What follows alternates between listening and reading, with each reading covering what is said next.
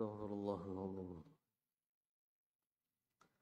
إلى حضرة نبينا وحبيبنا وشفيعنا وقرة أعيننا سيدنا محمد بن عبد الله وعلى آله وصحبه ومن والاه، إلى روح من العلماء والأولياء والشهداء الصالحين، من مشايخنا لمعلمينا ولأستاذنا ولوالدينا ولوالديكم ولأمواتنا ولأمواتكم ولأموات المسلمين والمسلمات والمؤمنين والمؤمنات، أن الله يغفر لهم ويرحمهم ويعلي درجاتهم في الجنة وينفعنا بأسرارهم وأنوارهم وعلومهم ونفحاتهم في الدين والدنيا والآخرة. بسر الفاتحة. أعوذ بالله من الشيطان الرجيم.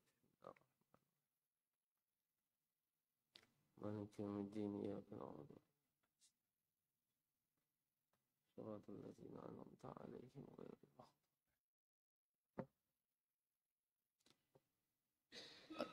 السلام عليكم ورحمة الله تعالى وبركاته.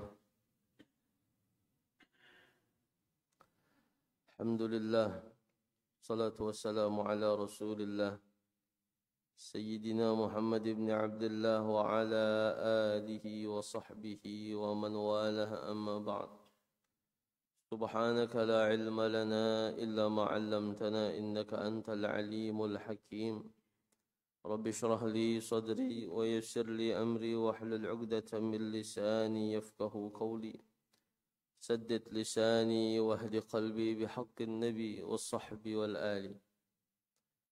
معاشر الحاضرين والحاضرات, jamaah salat subuh yang dirahmati oleh Allah Subhanahu wa taala. Alhamdulillah, kita panjatkan senantiasa puja dan puji syukur kehadirat Allah Subhanahu wa taala atas semua limpahan nikmat, rahmat, taufik dan hidayah dari Allah pada pagi hari di bulan yang mulia ini. Allah masih perkenankan kita bisa berkumpul kembali di tempat yang dicintainya guna melaksanakan kewajiban kita, yaitu salat fardu subuh dengan berjamaah. Dan kita isi waktu yang penuh keberkahan ini di pagi hari dengan kebaikan, yaitu kita melakukan majlis zikir, majlis ilmu, yang mudah-mudahan dengan majlis-majlis seperti ini Allah akan angkat bala, bencana, musibah di antara kita. Allah angkat segala penyakit-penyakit kita, dan mudahan Allah ampuni segala dosa-dosa kita, insyaallah. Amin. Amin ya rabbal alamin. Salawat dan salam pun juga senantiasa kita haturkan kepada baginda Nabi besar Muhammad sallallahu alaihi wasallam, yang dengannya kita mengharapkan syafaat beliau kelak yaumul qiyamah, insyaallah. Amin. Allahumma amin. Hadirin hadirat yang dirahmati oleh Allah Subhanahu wa taala, melanjutkan kaji kita di dalam kitab Al-Hadithul Arba'in An-Nawawiyah. Sampailah kita kepada hadis yang ke-19. Kali ini diriwayatkan oleh Abil Abbas Sayyidina Abdullah bin Abbas radhiyallahu ta'ala anhuma qala kuntu khalfan nabi sallallahu alaihi wasallam yawman faqala ya ghulam inni u'allimuka kalimat ihfazillah yahfazka احفظ الله تجده تجاهك إذا سألت فاسأل الله وإذا استعنت فاستعن بالله واعلم أن الأمة لو اجتمعت على أن ينفعوك بشيء لم ينفعوك إلا بشيء قد كتبه الله لك ولو اجتمعوا على أن يضروك بشيء لم يضروك إلا بشيء قد كتبه الله عليك رفعت الأقلام وجفت الصحف. رواه الترمذي وقال حديث حسن صحيح. Hadis kali ini diriwayatkan oleh sahabat Nabi yang bernama Abdullah ibn Abbas radhiyallahu taala anhuma, yang tiada lain adalah sepupu dari baginda Nabi sallallahu alaihi wasallam, yang sangat terkenal, yang sangat masyhur karena kiprahnya beliau yang sangat luar biasa di dalam agama Islam. Sayyidina Abdullah ibn Abbas ini walaupun sepupu Nabi tapi umurnya jauh. Karena dia dilahirkan di kota Mekah sebelum hijrahnya Nabi, 3 tahun sebelum hijrah. Jadi Nabi kira-kira umur 50, barulah lahir Sayyidina Abdullah ibn Abbas. Jadi sepupu tapi kayak rasa anak ponakan. Karena jauh terpautnya umur dengan Nabi sallallahu alaihi wasallam. Walamma wada'athu ummuh, maka manakala telah melahirkan ibu beliau Sayyidina Abdullah ibn Abbas, atat bihi ila Nabi sallallahu alaihi wasallam, beliau datang membawa putranya kepada baginda Nabi sallallahu alaihi wasallam. Dan begitulah para sahabat zaman dulu, tatkala mereka mendapatkan anak, melahirkan seorang anak, maka mereka pun bersegera di hari itu, bahkan di hari esoknya untuk membawa kepada baginda Nabi. Apa tujuannya? Untuk didoakan, ditahnik, minta keberkahan dari baginda Nabi SAW. Dan begitulah seterusnya yang diamalkan oleh ulama-ulama kita, para guru-guru kita sampai sekarang. Tatkala mereka mendapatkan seorang anak, maka dibawalah anaknya kepada orang saleh, orang yang alim, orang yang luar biasa, punya tempat kedudukan di sisi Allah. Apa yang dilakukan oleh Nabi? Fa'adzana fi udhunihil yumnah. Nabi mengadzankan di telinganya sebelah kanan, wa aqama fil yusra, dan mengqamatkan di telinga sebelah kiri. Dan ini sunnah hukumnya. Jadi bila pian-pian punya anak atau punya cucu, boleh abahnya, boleh kaiknya, maka diazankan sunnah. Setelah bersih, dimandikan bayinya, di telinga kanan diiqamatkan di sebelah kirinya. Dan itulah yang dilakukan oleh baginda Nabi SAW. Bahkan Sayyidina Abdullah ibn Abbas ini adalah seorang yang sangat terkenal dengan gelar Turjumanul Quran, yaitu orang yang menjadi rujukan tentang masalah Al-Quran. Dan itu semua karena berdasarkan daripada doa baginda Nabi sallallahu alaihi wasallam kepadanya, Allahumma faqihhu fid din wa 'allimhu at-ta'wil. Ujar Nabi mendoakan Abdullah bin Abbas, ya Allah, mudahan Allah pahamkan dia urusan masalah agama, dan Allah ajarkan kepadanya, Allah berikan ilham kepadanya tentang masalah ilmu ta'wil Al-Quran. Maka begitu terkenalnya sampai para ulama tafsir itu hampir kebanyakan rujukan mereka adalah kepada ta'wil tafsirnya Abdullah ibn Abbas radhiyallahu ta'ala anhuma. Bahkan pernah diceritakan daripada Abi Saleh, beliau berkata, aku pernah melihat Abdullah bin Abbas itu di dalam sebuah majlisnya, yang mana tatkala semua orang Quraisy, orang-orang Mekah yang mulia itu berkumpul membanggakan dengan kelebihan mereka, maka cukuplah dari mereka semua itu hanya Abdullah ibn Abbas dengan kebanggaan yang ada pada dirinya. Saking hebatnya Abdullah ibn Abbas ini. Bahkan pernah manusia sangat berkumpul banyak di depan rumahnya Abdullah ibn Abbas, kata Abi Saleh, yang mana mereka menyampaikan kepada Abdullah ibn Abbas dari perkara masalah agamanya. Banyak berbondong-bondong.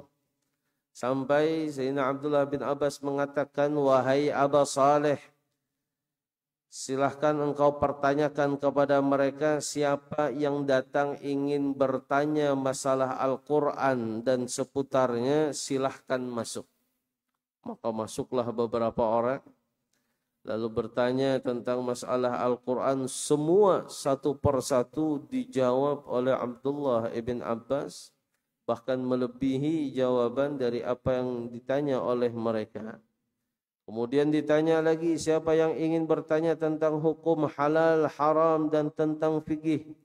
Maka masuklah sebagian daripada mereka yang di luar bertanya, dijawab oleh Sayyidina Abdullah ibn Abbas.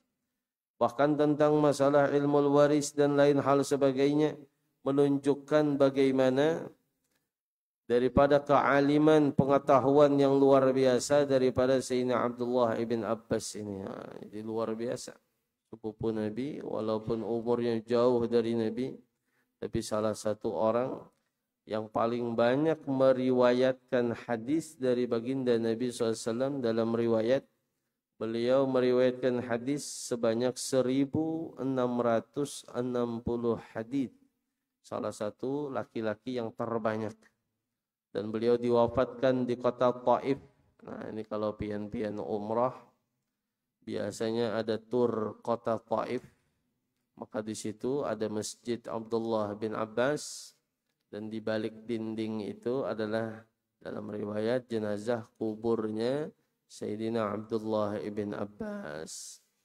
Berziarahlah kita di situ dan mudah-mudahan mendapatkan keberkahan dan doa yang qabul, dosa yang diampuni oleh Allah dari apa yang kita lakukan di kota Taif tersebut berkat Abdullah ibn Abbas.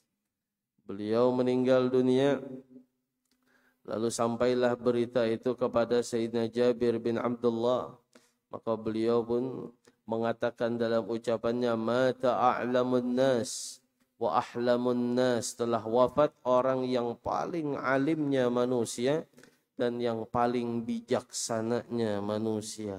Ini sebuah komentar, sebuah pujian yang datang dari sahabat yang lain, menunjukkan bagaimana kedudukan dan juga keistimewaan daripada Sayyidina Abdullah bin Abbas ini. Nah, ini periwayat hadis.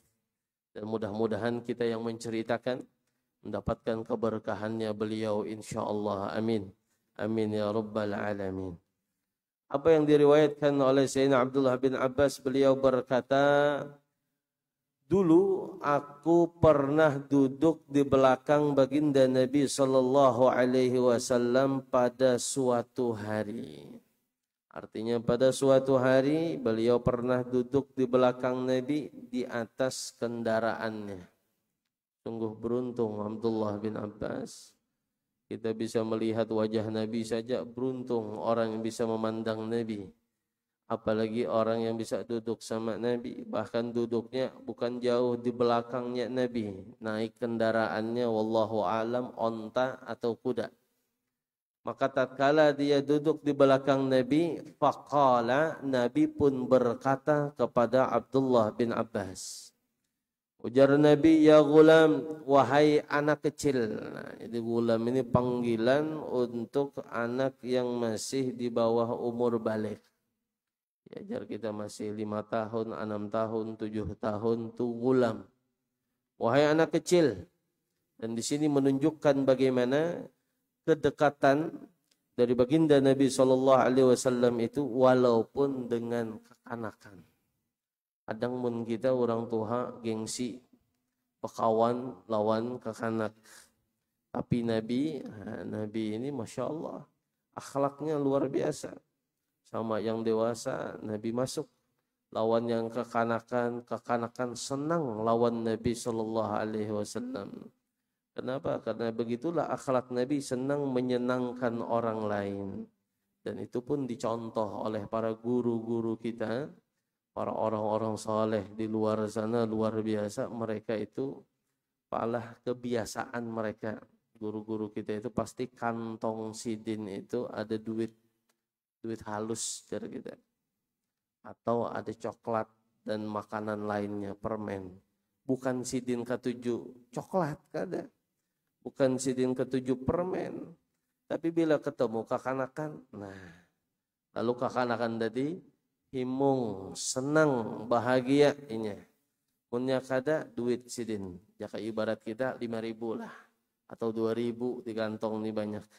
Bila bertemu kanakan anaknya si Anu misalnya, ponakan kita misalnya salaman, balik duit. Biasanya apa? Nukar sana mainan, tukar makanan misalnya, jajan. Senang, bahagia kekanakan, dan begitulah mereka itu berusaha mencontoh untuk menyenangkan hati para anak-anak kecil itu. Dan Nabi luar biasanya, lihat bagaimana kedekatan beliau dengan Sayyidina Abdullah bin Abbas. Beliau berkata, "Ya gulam, wahai anak kecil, inni u'allimuka kalimat. Sungguhnya aku akan mengajarkan kepadamu, wahai Abdullah bin Abbas, beberapa faedah, beberapa amalan. Ihfazillaha yahfazka." Yang pertama ujar Nabi, ihfazillah. Jagalah olehmu akan Allah, niscaya Allah akan menjagamu. Itu pesan pertama Nabi kepada Abdullah bin Abbas. Apa maksudnya jagalah Allah? Apakah Allah harus kita jaga? Kada perlu. Allah maha segalanya. Allah maha tahu, Allah maha melihat, Allah maha mendengar. Allah kada guring, Allah kada mengantuk. Apakah perlu kita menjaga Allah? Maka maknanya kata ulama bukanlah menjaga dalam makna secara harfiah, tapi menjaga Allah di sini adalah menjaga hukum-hukum Allah, menjaga perintah-perintah Allah, menjaga segala yang dilarang oleh Allah dari kita memperbuat dan melakukannya. Maka dari itu semua, tatkala kita menjaga dan memperhatikan hak-haknya Allah, Allah akan menjaga kita dengan penjagaannya. Itu janji Allah melalui lisan Nabi Muhammad sallallahu alaihi wasallam. Jaga Allah, maka ujar Nabi, Allah pasti akan menjagamu, wahai Abdullah bin Abbas. Makanya orang yang takwa, siapa orang takwa itu? Adalah orang yang punya rasa takut di hatinya tatkala mereka itu meninggalkan kewajiban, melaksanakan kemaksiatan kepada Allah. Itulah para orang-orang saleh, para aulia, para kekasih-kekasih Allah. Mereka itu takwanya luar biasa. Maka apa sifat yang ada pada mereka disebutkan dalam Al-Quran? Ala inna awliya Allah la khawfun alaihim wa la hum yahzanun. Ketahuilah, sesungguhnya para kekasih Allah itu tidak ada rasa takut di hati mereka, tidak ada rasa sedih pada hati mereka. Kenapa mereka tidak sedih, tidak takut dalam menjalani kehidupan dunia yang penuh fitnah ini? Karena bagi mereka ada nilai takwa kepada Allah, dan karena ketakwaan itulah mereka yakin akan dijaga, dipelihara oleh Allah Subhanahu wa taala. Yang memelihara Allah, yang memelihara orang yang sangat berkuasa, yang memelihara adalah orang yang maha segalanya. Maka apa yang kita takutkan dari tipu daya orang, tipu daya manusia, tipu daya para musuh-musuh kita misalnya. Kenapa? Karena disitulah Allah akan menjaga tatkala seseorang benar-benar taat kepada Allah. Nah, ini maknanya dalam. Walaupun pesan Nabi ini pendek kepada Abdullah bin Abbas, hanya mengucapkan ihfazillah, jagalah Allah. Tapi maknanya artinya menjaga, jagalah kewajibannya. Laksanakanlah semua perintahnya, tinggalkan apa yang diharamkannya. Janji Allah, Allah akan menjagamu dengan penjagaan yang luar biasa. Bukan hanya dirimu, bahkan di dalam tafsir hadisnya, Allah akan menjaga anakmu, menjaga cucumu, menjaga hartamu, duniamu, bahkan apa yang ada di sekitar daripada dirimu dijaga oleh Allah Subhanahu wa taala. Dan itu sangat terbukti bagaimana mereka orang-orang saleh zaman dulu. Kalau tidak salah ini adalah Umar bin Abdul Aziz. Beliau mengatakan, Aku berusaha untuk menjadi orang yang soleh dan menambah daripada amal ibadahku karena untuk kesolehan anak cucuku nantinya. Jadi beliau ini berusaha menambah kualitas ibadahnya, artinya dari sholatnya, puasa sunnahnya, bacaan Qur'annya, dan zikir tasbihnya. Beliau katakan supaya aku dipelihara anak cucuku ke depannya oleh Allah. Apa yang beliau katakan? Lalu beliau melantunkan firman Allah, wa kana abuhuma saliha. Bagaimana di dalam surah Al-Kahfi Allah menceritakan seorang yatim piatu yang Allah pelihara harta mereka berkat kesolehan orang tua mereka. Hartanya dijaga oleh Allah, apalagi orangnya, apalagi pribadinya. Dan itu menunjukkan bagaimana kesolehan, ketaatan seseorang akan berdampak luar biasa kepada dzurriyyah keturunannya tersebut. Jadi apa yang dapat kita ambil pelajaran Pak, Bu? Kalau kita ingin menjaga anak cucu kita di masa depan yang fitnahnya luar biasa, di samping kita ajarkan tentang agama kepada mereka, maka kita solehkan. Kita berusaha untuk diri kita sendiri menjadi orang yang taat, menjaga akan segala hak apa yang telah Allah wajibkan dan apa yang telah Allah larang kepada kita. Insya Allah anak cucu kita pun akan dipelihara oleh Allah Subhanahu wa ta'ala. Apalagi di bulan Rajab ini harusnya kita stop bujur-bujur kemaksiatan supaya mendapatkan keberkahannya daripada bulan Rajab. Makanya Nabi mengajarkan doa, Allahumma barik lana fi Rajab wa Sya'ban. Ya Allah, berkahi Rajab, berkahi Sya'ban kami. Nabi kadang mengatakan berkahi Ramadan kami kadang. Tapi Nabi katakan sampaikan kami lawan bulan Ramadan. Mudahan kita seberatan panjang umur sampai bulan Ramadan.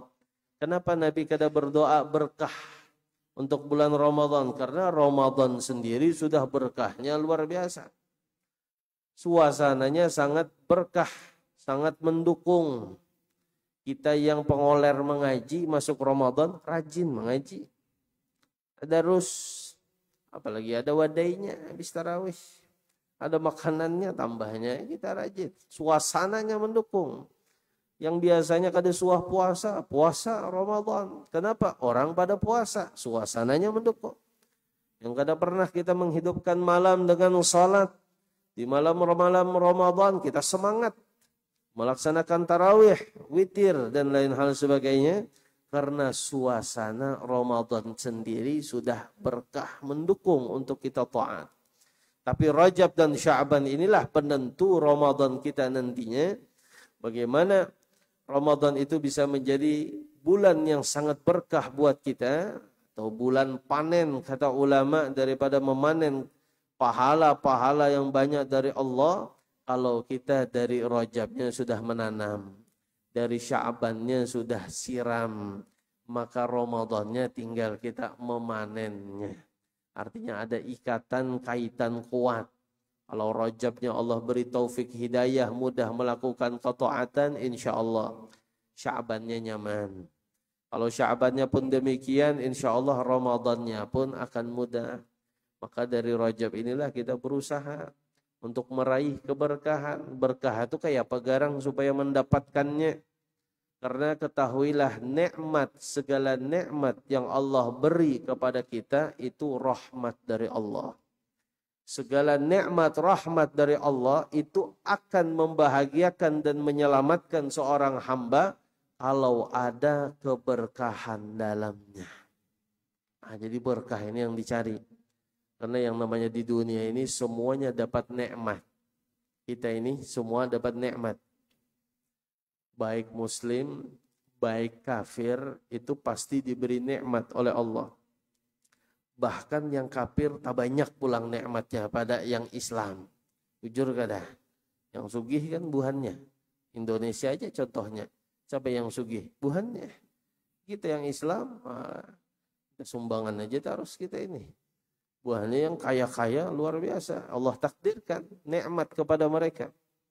Bahkan kita yang muslim pun yang taat, yang rajin sembahyang hidupnya biasa. Yang gak ada suah sembahyang sugihnya luar biasa. Dan kadang masyarakat kita bertakun, guru kenapa guru? Inya tuh kada sembahyang 5 waktu, sugiha. Inya tuh buai muka aurat aja gawiannya, banyak duitnya. Ulun ini mana sudah sembahyang duha, tahajud, membaca waqiah jarpian, amalan sugih. Ada sugih-sugih juga misalnya. Apakah sugih itu tolak ukur orang bahagia? Enggak. Jadi kebahagiaan dari nikmat Allah itu, rahmat yang diberikan oleh Allah kepada hamba itu akan membahagiakan kita nantinya bukan hanya di dunia tapi di akhirat. Menyelamatkan kita bukan hanya di dunia tapi di akhirat selamat. Apa kuncinya? Keberkahan. Kalau bagaimana kita mendapatkan keberkahan itu, dan ini dalilnya berdasarkan hadis Nabi, idza ata'ani 'abdi raditu anhu wa idza raditu anhu baraktu fihi wa fi atharihi wala nihayata li barakatihi. Ujar Nabi dalam hadis qudsinya, Allah berkata, apabila hambaku itu taat lawan aku. Nah, jadi kuncinya ini taat. Patuh, manut apa yang disuruh digawe, yang haram dijauhi. Bila hambaku patuh kepadaku, kata Allah, aku ridha dengannya. Apabila aku sudah ridha dengannya, aku berkahi dia. Aku berkahi. Nah, ini cara berkahnya dengan taat. Allahumma barikna fi Rajab, berkahi Rajab caranya dengan kita menambah amal taat kita di bulan Rajab. Maka kalau sudah Allah berkahi, kata Allah, keberkahanku itu enggak ada batasannya. Bisa sampai anak kita, sampai cucu kita, sampai cicit kita pun diberkahi oleh Allah. Caranya kita taat dengan Allah. Nah, maka di bulan Rajab ini mari tinggalkan segala kemaksiatan, tinggalkan segala apa yang dilarang oleh agama, berusaha untuk menambah kualitas nilai ibadah kita kepada Allah. Dalam Al-Quran Allah berfirman, man amila salihan min dzakarin aw untha wa huwa mu'min falanuhyiyannahu hayatan thayyibah. Ini janji Allah, dan Allah pasti melakukan akan janjinya. La yakhliful mi'ad. Allah itu kada mungkin menyalahi janji. Lain manusia, manusia berjanji esok bisa kada ingat. Apalagi pas hendak dipilih banyak benar janjinya, belum tentu pas sudah terpilih ingat lawan janji. Begitulah manusia. Tapi Allah la yakhliful mi'ad. Apa janji Allah dalam Al-Quran? Man amila salihan.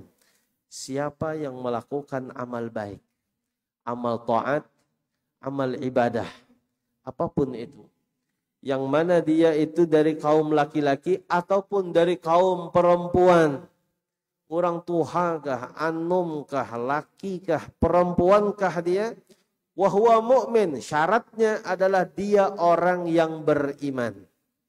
Bukan agama selain Islam, orang yang beriman kepada Allah dan Rasulnya dan kepada yang tiga selainnya. Falanuhyiyannahu hayatan thayyibah. Janji Allah, bahkan dengan taukidnya Allah menjanjikan, maka pasti akan kami beri mereka kehidupan yang bagus, kehidupan yang layak, kehidupan yang membahagiakan. Kuncinya taat kepada Allah. Itu sudah.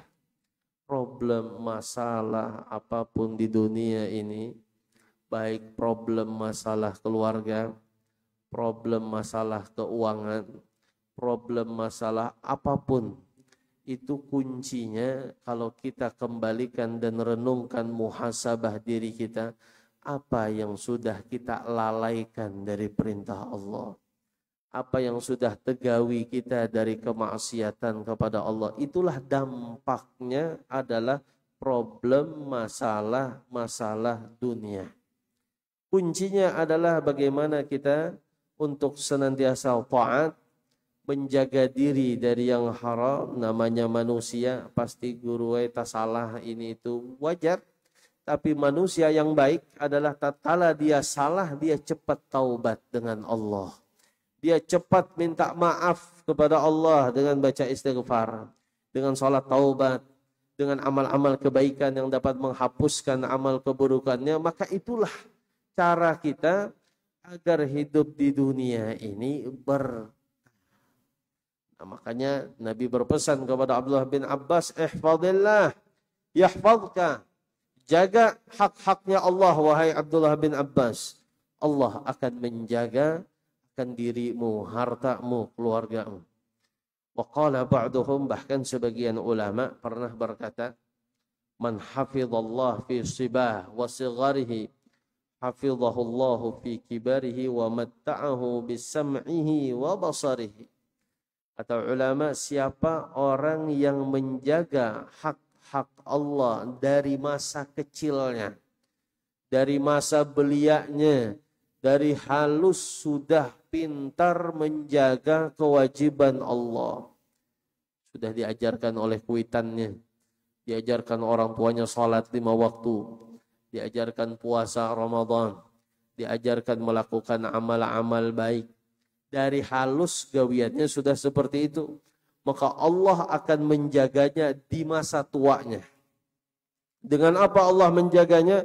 Allah berikan dia kenikmatan, telinganya bagus, penglihatannya masih bagus. Sidin umur 90 guruai, tapi telinga Sidin masih bagus. Mata Sidin penglihatannya masih bagus. Bukan berarti yang kada tapi mendengar banyak dosa, ada juga. Bukan berarti yang matanya pakai kacamata banyak maksiatnya, ya bukan juga. Tapi bagaimana Allah itu menjaga hambanya, yang dari kecilnya dia sudah menjaga anggota tubuhnya dari maksiat kepada Allah, Allah pun menjaga anggota tubuhnya di masa tuanya. Penyakitan kada banyak. Ini umur hanya 30, gula tinggi, darah tinggi. Ini zamannya kita sekarang. Kalau dulu kan orang punya penyakit itu biasanya 40, 50 ke atas lah. Wah ini 25 gini banyak yang kena. 30 banyak yang kena. Alhamdulillah. Maka orang yang menjaga akan hak Allah dari kecil, Allah jaga dia. Kami punya guru luar biasa, Masya Allah, Habib Zain bin Smith, sampai umur wayah ini, jadi kita 90, Sidin melihat masih bagus, pendengaran masih bagus, berjalan kada pakai tongkat, padahal umurnya sudah 90 tahun. Allah jaga, itu sebuah bukti bagaimana Allah menjaga hambanya, batang tubuhnya, jiwa raganya, anggota tubuhnya, karena dia sejak kecil sudah menjaga itu semua akan hak-haknya Allah. Bahkan pernah diceritakan anna ba'dal ulama, sebagian para ulama, jawaza mi'ah sanah, umurnya lebih dari 100 tahun. Wa huwa mumatti'un bi'aqlihi wa quwwatihi, dan dia diberikan nikmat oleh Allah dengan akalnya masih sehat, kada pikun. Kemudian kekuatan fisiknya, tubuhnya masih kawa, ibadah kawa berdiri masih. Ada yang tua jompo, kada, padahal umurnya lebih 100. Maka ditanya beliau dari hal yang demikian. Faqala, maka beliau pun menjawab, hadhihi jawarih, ini semua anggota tubuhku, kata beliau, hafidnaha minal ma'asi fis sighar, kami telah menjaga anggota tubuh ini dari maksiat semenjak kami dari kecil. Fahafidallah alaina fil kibar, maka Allah pun menjaga anggota tubuh kami ini di masa tua kami. Masya Allah. Sebetulnya banyak cerita bagaimana para sahabat, para tabi'in, para tabi'in, mereka itu luar biasa menceritakan daripada dampak masa tua yang sangat luar biasa diberkahi oleh Allah. Itu semua adalah berdampak karena dari masa kecilnya mereka menjaga akan hak-hak Allah subhanahu wa ta'ala. Mohon maaf, bukan Umar bin Abdul Aziz, ternyata Sa'id ibnul Musayyib, seorang tabi' seorang tabi'in, Sa'id ibn al-Musayyib, yang menambah kualitas ibadahnya agar anaknya tadi, cucunya tadi dipelihara oleh Allah. Bahkan di sini diceritakan ada seorang pencuri, dakhala hujrah Rabi'atal Adawiyah. Inya masuk ke rumahnya Rabi'ah Adawiyah, maling. Wahya naimah, sedangkan Rabi'ah sedang tidur saat itu. Ini maling salah masuk rumah. Rumahnya seorang wali perempuan yang terkenal, yaitu Rabi'atul Adawiyah, yang di dalam riwayat hidupnya mengkhatamkan Quran kurang lebih 5.000 apa 6.000 kali khatam. Luar biasa. Bebinian 5.000 kali khatam. Dalam riwayat 6.000 kali khatam Quran. Dan kita dihitung pakai jari khatamnya. Sidin 6.000 bebinian ulang. Maka oleh karena ini Al-Habib Ahmad bin Muhammad Al-Muhdar yang ada di kota Do'an di Yaman sana, beliau menggali kuburnya sendiri di masa hidup di belakang rumahnya, lalu beliau menghabiskan kesehariannya di dalam kubur itu membaca Al-Quran. Bahkan membaca Al-Qurannya sampai 7.000 kali khatam. Yang mana liang lahat itu tempat terakhir beliau nantinya. Luar biasa. Dihiasi dengan Al-Quran dari hidup. Mungkin hendak contoh silahkan. Bakar tanah. Gali kuburan. Ngaji situ. Sembahyang situ. Supaya kita tempatnya siap. Bila sudah kita ini Habib Ahmad bin Muhammad Al-Muhdar menghatamkan Quran 7.000 kali hatam. Sampai anaknya ini di masa beliau baca Quran itu sudah sumpek jar kita. Bah sampai kapan biar di kuburan terus berdiam?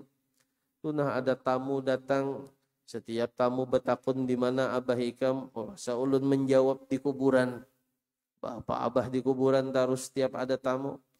Ujar beliau menjawab, aku tidak akan selesai membaca Al-Quran di sini sampai aku melampaui Rabi'atul Adawiyah. Ada iri dalam ibadah. Itu bagus. Namanya ghibtah. Karena binian aja bisa 6.000. Masa aku kada bisa? Sudah 6.000 dilebihkan lagi oleh beliau. Supaya menunjukkan bahwa laki-laki itu harus lebih bagus daripada perempuan. Maka beliau mengkhatamkan 7.000 kali khatam Al-Quran. Masya Allah. Nah ini mudahan motivasi lah buat kita. Punya kita kada kawa sering-sering minimal sehari sejus. Sebulan hatam. Kada kawa sejus setengah jus barang. Setengah jus tuh 5 lembar aja. Paling 6 lembar setumat lah. Dalam sehari paling 15 menit kita ambil dari waktu kita. 2 bulan hatam. 1 tahun 6 kali hatam Quran. Plus Ramadan 7 kali hatam Al-Qurannya. Itu harusnya lagi yang sudah merasa diri kita ini Tuhan, apalagi yang kita cari daripada kehidupan dunia ini. Ini tadi seorang maling masuk ke rumahnya Rabi'atul Adawiyah. Salah masuk malingnya. Fahamalat thiyab wa talabal bab falam yajidhu. Karena sudah termasuk rumah Rabi'atul Adawiyah, telanjur hendak mencari harta benda. Sekalinya Rabi'atul Adawiyah orang yang sufi, orang yang zuhud kepada Allah, kadang ada banyak hartanya. Akhirnya yang diambil baju-bajunya. Baju-baju ambil, lumayan nih bisa dijual karena di luar. Balam yajidhu bab, sekalinya ia mencari pintu keluar dari rumah tersebut, kada dapat. Hilang pintunya. Malingnya terkurung jadinya dalam rumah. Fawada'aha fawajadahu fahamalaha fakhafa alaih. Maka begitulah terus si maling ini berkeliling, dia letak pakaiannya, kelihatan pintu. Bah dibawanya lagi pakaian tadi hendak keluar, hilang pintunya. Dan itu dia lakukan berulang kali. Sampai akhirnya terdengar suara yang tidak ada orangnya. Disebut hatib. Lalu dikatakanlah, in kanal muhibbu na'iman fa innal mahbuba yaqadha.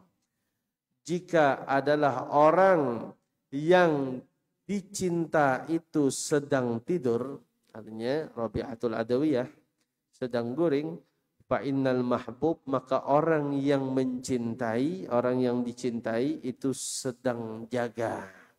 Karena Rabi'atul Adawiyah cintanya luar biasa kepada Allah, senang menghidupkan malamnya dengan ibadah kepada Allah, walaupun inya lagi guring saja, Allah menjaganya. Nah, ini yang maksud ihfadillah yahfadka, jagalah Allah, Allah akan menjagamu. Maka suara tadi mengatakan dha'id thiyab, letakkan pakaian yang engkau curi, wakhrud minal bab, dan keluarlah engkau dari pintu rumahnya tersebut. Fa inna nahfadhuha, kami sesungguhnya yang menjaga Rabi'atul Adawiyah, dan tidak akan membiarkan walaupun dia dalam keadaan tidur orang yang yang mencuri daripada pakaiannya Rabi'atul Adawiyah tersebut, dijaga oleh Allah. Jadi pun hidup kita taat lawan Allah, insya Allah rasa takut hidup di dunia ini mulai menipis. Apa yang kita takutkan hidup di dunia ini paling pertama biasanya ekonomi. Ada berduit. Itu yang paling menakuti manusia di dunia, bukan penyakit. Manusia ditakuti penyakit biasa aja ini. Corona, kada boleh keluar rumah, hati-hati. Tetap baiknya keluar mencari duit. Tetap baiknya begawi dari rumahnya keluar.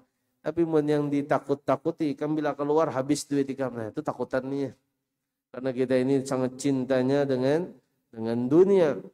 Nah, maka yang kekhawatiran kita tadi itu terhadap sesuatu yang berkait dengan urusan dunia, mulailah kita kikis dengan kita menambah ketaatan kepada Allah Subhanahu wa taala, maka dengan itu Allah lah yang akan menjaga kita semua. Anak kita dijaga oleh Allah, kita dijaga oleh Allah. Bahkan dalam ayat yang lain, Allahu yatawallas salihin, Allah lah yang mengurus kehidupan orang-orang yang saleh, orang-orang yang baik, orang-orang yang taat kepada Allah. Itu Allah yang mengurusnya.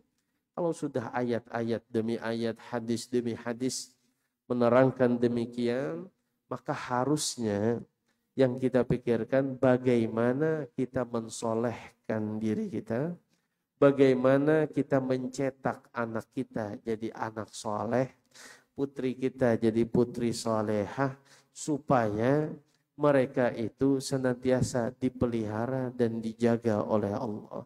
Bukan yang kita bekali duit yang banyak, tabungan yang banyak, aset yang banyak, biar hidup anak cucu kita sejahtera. Ketahuilah, aset, uang, dan segala macam nikmat yang Allah beri itu tidak menjamin kebahagiaan anak cucu kita. Tapi bekalilah mereka dengan ketaatan kepada Allah. Kenapa ini kita pesankan? Karena berapa banyak Pak Bu anak-anak kita sekarang yang sudah besar, SMP, SMA, kuliah, jangankan dia mengaji bisa, sembahyang pun kada bisa. Mandi wajib pun kada paham. Orangnya tuha, SMA, ditanya niat mandi wajib, hehehe, senyum-senyumnya kada paham. Kenapanya kada paham? Di sekolah kada diajari. Sekolah kada diajari, mamanya kada suah menanyakan. Abahnya kada suah menanyakan. Lalu bagaimana hidupnya munnya mandi wajib aja kada bisa? Kayak apa sembahyangnya? Kayak apa ibadahnya yang terkait dengan hal bersuci lainnya? Maka itulah yang mesti harus kita perhatikan, wahai hadirin, hadirat. Mudah-mudahan dengan ini apa yang kita kaji sedikit ini ada kesan untuk kita bagaimana ke depannya kita lebih memperhatikan tentang hak-haknya Allah. Kita lebih mengutamakan hak-haknya Allah. Mudahan dengan itu Allah pun akan menjaga kita, memudahkan urusan kita, melancarkan bisnis kita, dan dengan itu semua mudahan kita mendapatkan keberkahan dari Allah Subhanahu wa taala. Amin.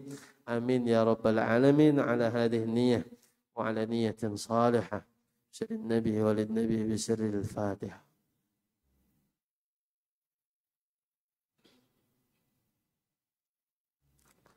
آمين يا الله يا رب العالمين. واعف عنا يا كريم، واعف عنا يا كريم، واعف عنا يا أرحم الراحمين. ربنا انفعنا بما علمتنا، رب علمنا الذي ينفعنا، افتح علينا يا رب فتوح العارفين، وافتح علينا يا رب فتوح العارفين، وفقهنا وين في الدين، وعلمنا تأويل القرآن العظيم، إنك على كل شيء قدير. اللهم استر عيوبنا وعيوب معلمنا عنا، ولا تذهب بركات علومهم عنا. استر عيوبنا وعيوب معلمنا عنا، ولا تذهب بركات علومهم عنا. سبحانك اللهم وبحمدك، أشهد أن لا إله إلا أنت، نستغفرك ونتوب إليك. صلى الله على سيدنا محمد وعلى آله وصحبه وسلم، والحمد لله رب العالمين. ثم السلام عليكم ورحمة الله وبركاته.